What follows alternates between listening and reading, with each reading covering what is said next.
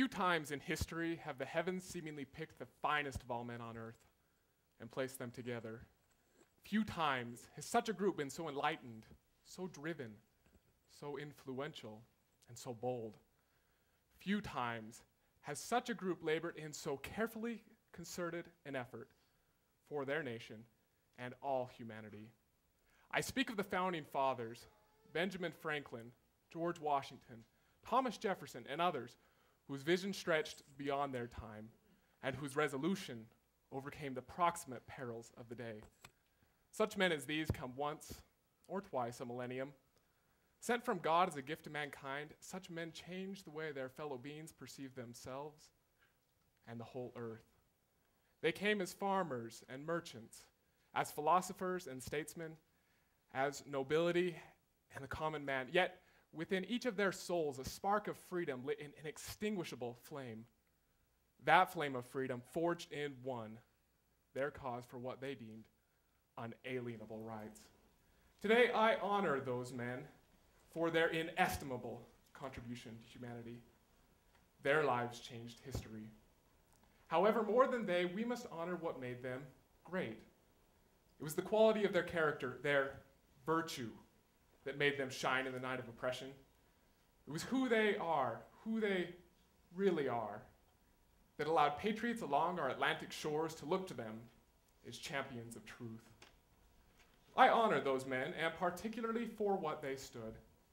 The pursuit of virtue, that strength of character, allowed disparate colonies to unite under one banner to ward off the tyrants of the old world. Benjamin Franklin asserted, only a virtuous people are capable of freedom. He understood well that collective virtue transcends the power of armies and navies, monarchs and royals. Americans would eventually be free not because of their skill at war, but because of the ideals firmly rooted in their hearts. I honor their fearless commitment to those ideals, ideals poured into their minds as if from streams of a more pure world. Their patriot dream, founded upon true principles of honor, dignity, and the nobility of man, constrained them forward to preserve their intrinsic rights of life, liberty, and the pursuit of happiness.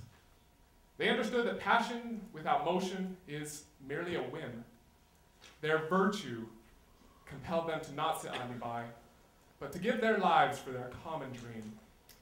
Their virtue made them men who, more than self, their country loved, and mercy more than life. I honor the virtue that made this nation great, and I believe that same virtue will yet save this nation. Few times have such men, such patriots, come. And when they come again, only God may say. But as heirs of their legacy, let us perpetuate their work by forging in our own characters their virtue.